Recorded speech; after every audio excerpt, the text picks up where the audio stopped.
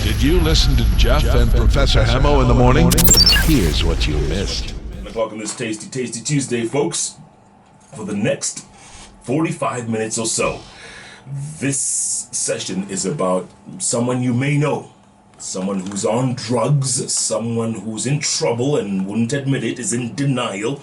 Someone who has been stealing family properties and assets to fund their drug habit. You may know that person. They could be sitting right next to you. Drugs, a major problem in Kenya. And we have a living example right here in front of us, folks. A young man who did it for 17 years straight. He's now 40 years old. So imagine nearly half his life he was a drug addict. He's been free, clean for the last 7 years. But I tell you folks, you need to listen to the journey of this man. Do not leave your vehicle right now. You need to listen in, because Kenneth Wachira has a story that you all have to listen to. Anthony, welcome to Hot 96. Thank you. Good to see you, man. So, hey, where do we start? 17 years as a drug addict? Yes. 17. How did it start? Well, for me, it was more like I wanted to experience it, you know? Mm-hmm. The usual peer pressure sort of thing, or? Yes. Mm-hmm. Yeah, I wanted to know what this thing is. Yeah, so it started off like a weekend thing. But then once I got hooked, yeah, that was in like after a week. 1 week? Yes. What did you start with? Heroin. What? Heroin. Is this the stuff you inject, or? Yes. And it was available in what? Very easily available? When I started, I used to get it for free. Oh. Yeah, but it reached a point where now when I got hooked, yes, I had to buy it, you know? Yeah, so... What was it like that first time? It's a high, you can't compare it to anything else. It's a high, you're in a world of your own. Really? Yeah. And you want to feel like that again and again and again. Yeah. And then, aren't you afraid of injecting yourself? Because, goodness, I mean, go to all that trouble to get a high. You know, the funny thing about heroin is people want the best. The best stuff, you know? Mm. People will buy stuff here, others will buy stuff here where people are dying. And all the people will go to where people are dying to buy it. Good Lord. No, they'll be like, hey, that stuff is too good. People are dying getting high. And they want to feel that way. They want to feel that way. Again, I asked you, was it easily available back? How old were you, by the way?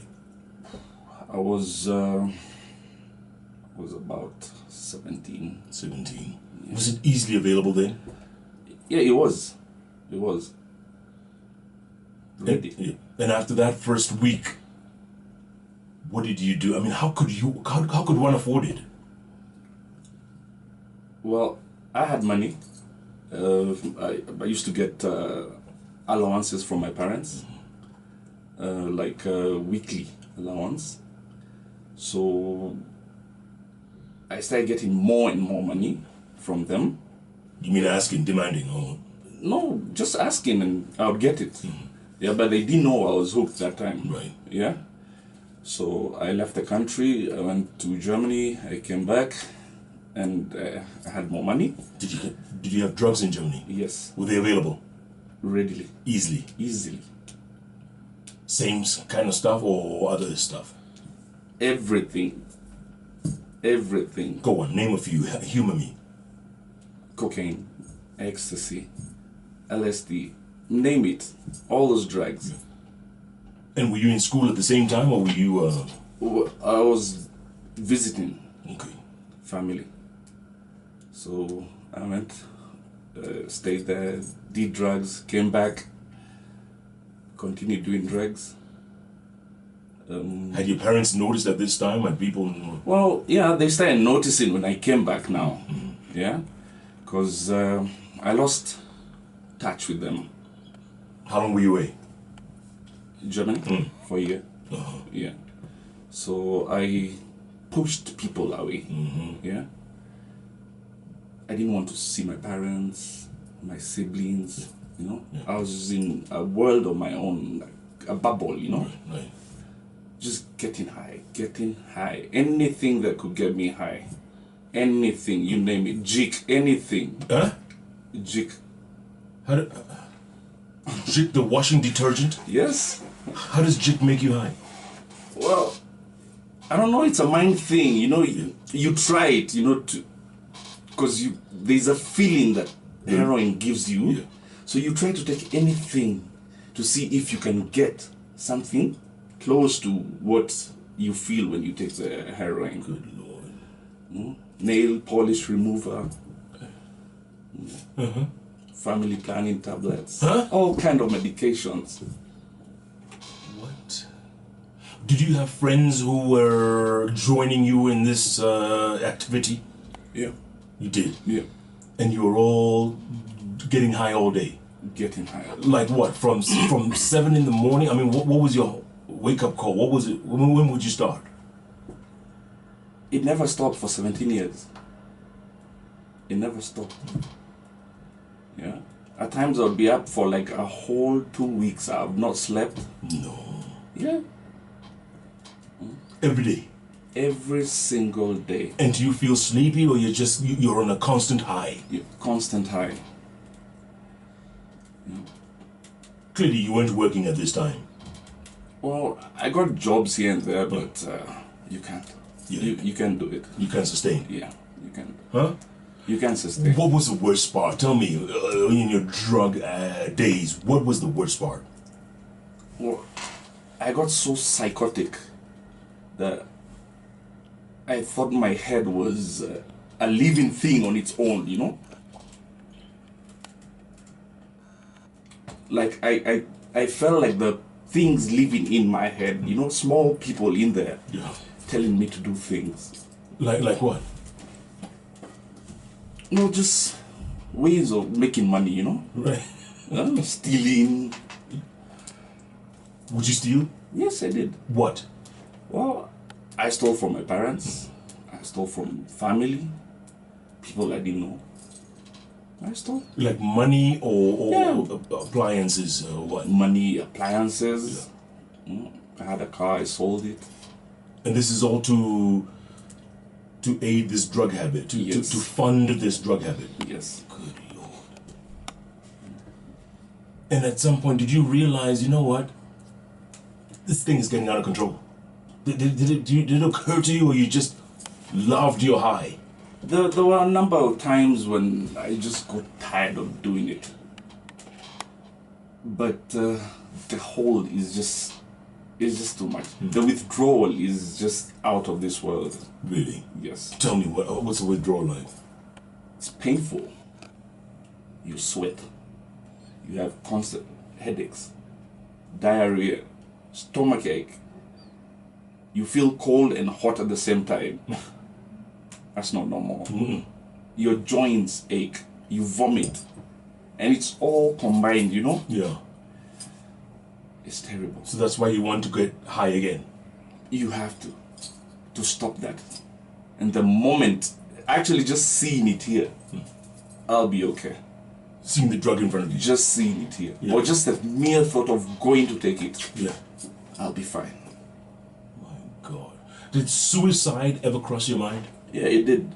Like 3 times I tried, but backfired. I was admitted in hospital, Madari. I was there like 3-4 times. 3-4 times? Yeah. Your parents took you? Yeah. Because what? You were going crazy in the house? Yeah. The things I was doing are not normal. Like what?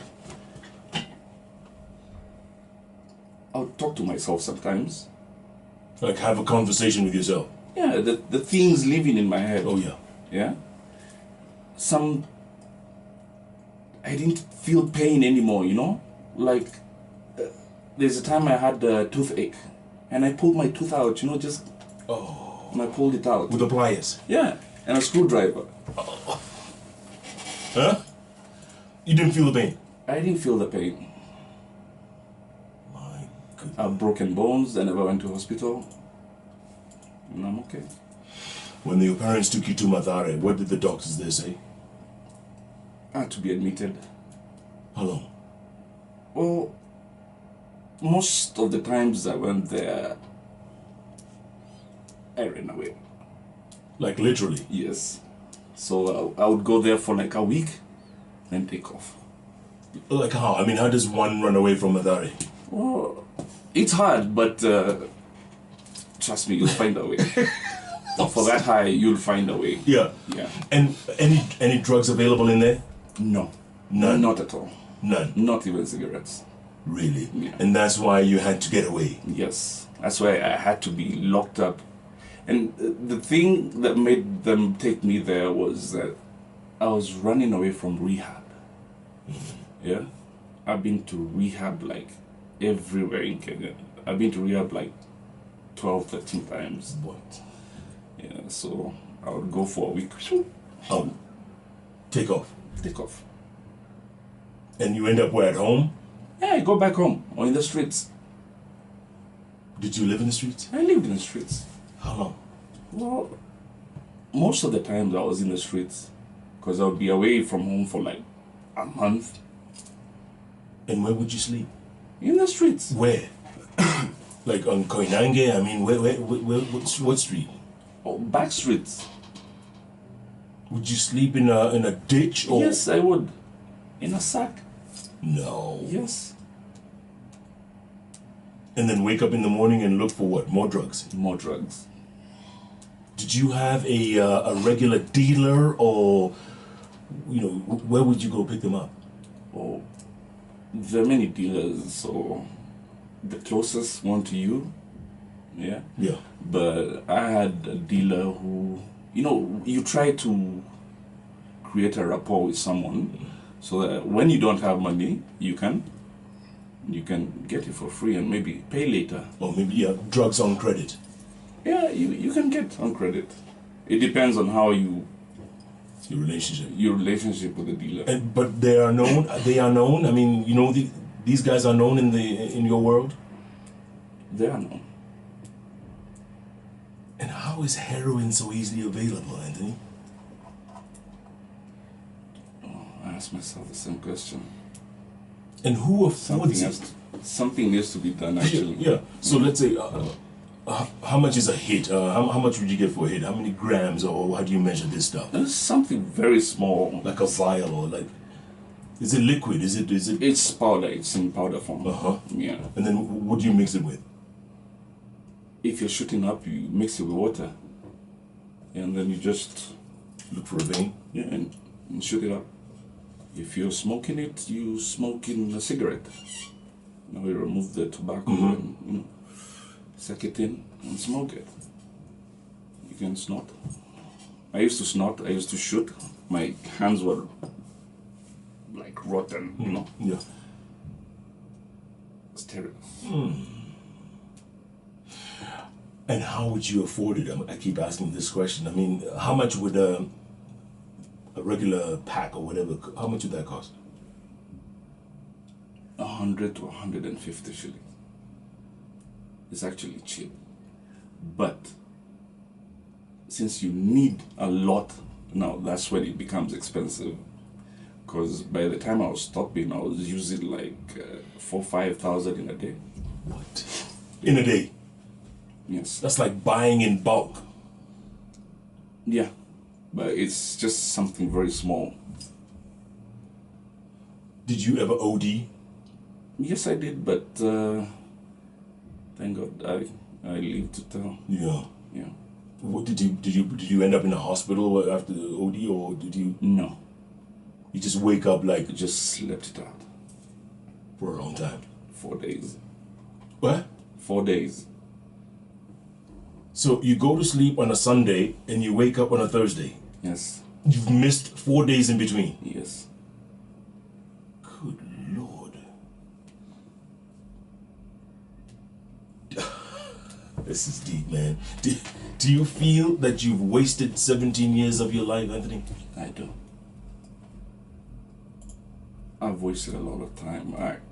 Sometimes I feel like I hate myself for wasting so much time, but I remember all these things that I've done and where I am now. I feel good. Yeah, life is good.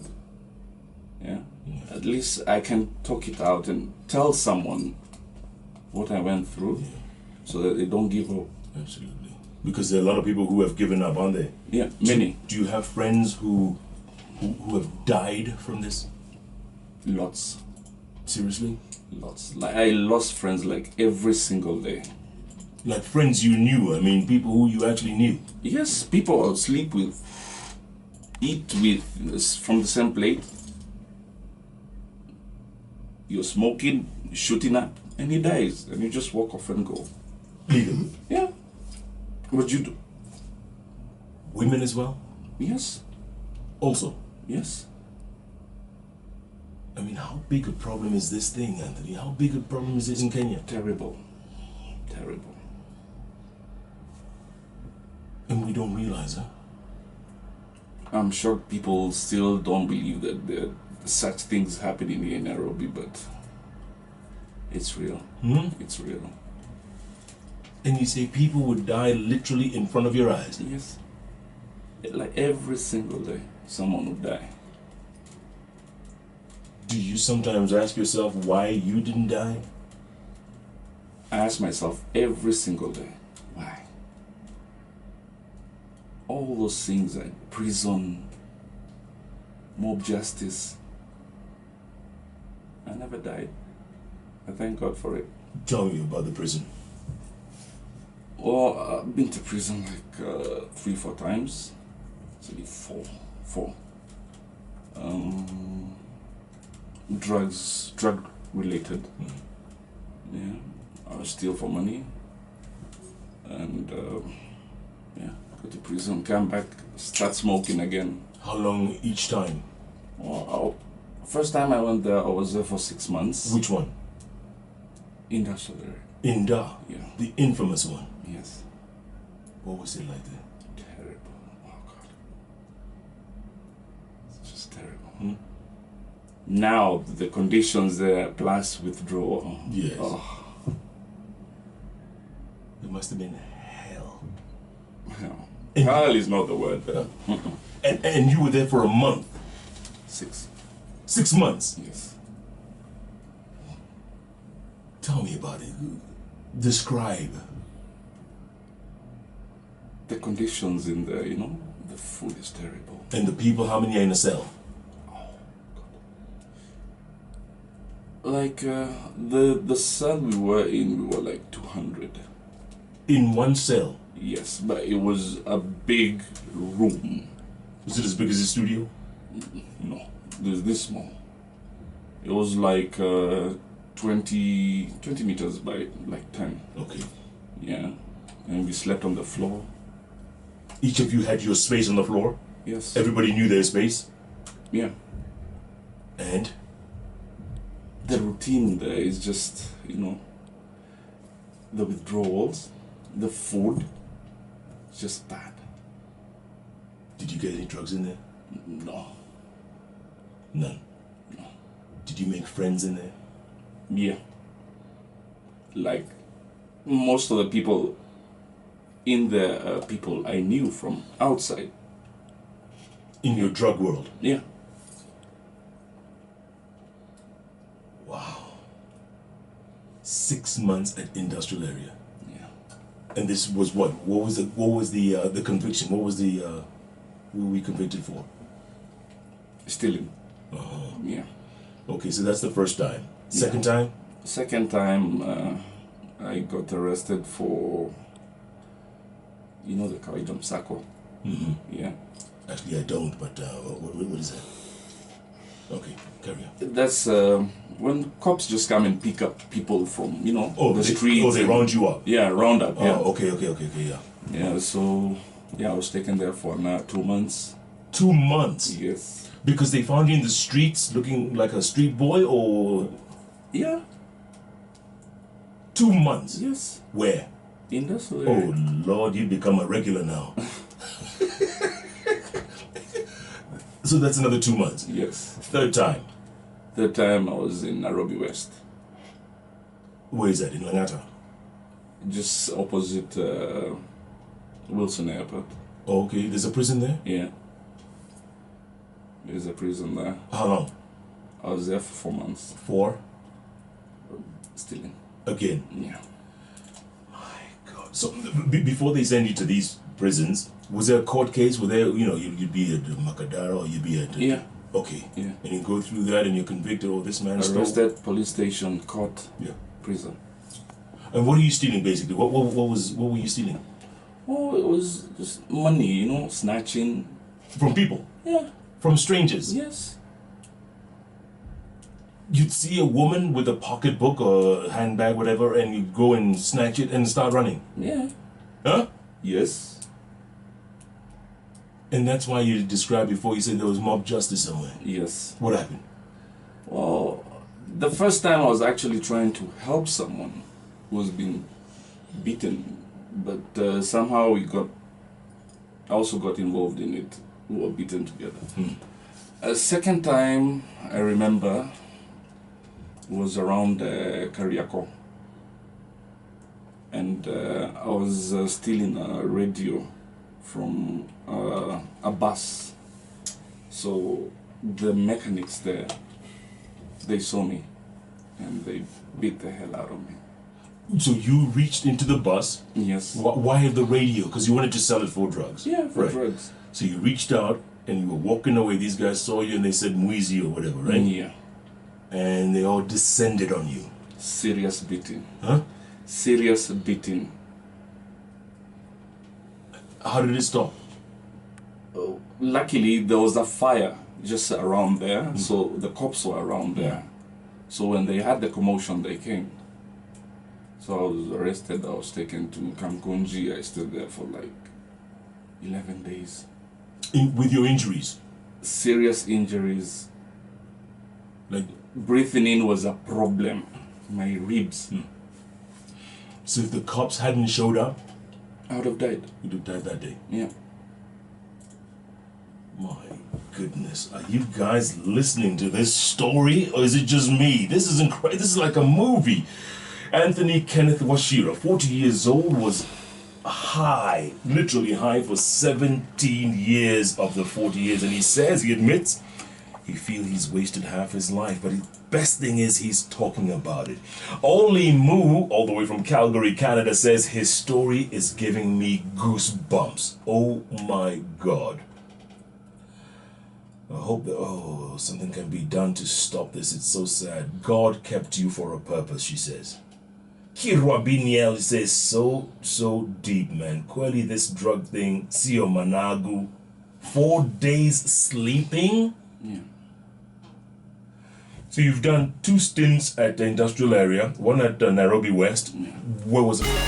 Catch Jeff Koinange and Professor Hamo every day, Monday to Friday from 6 a.m. to 10 a.m. only on Hot 96.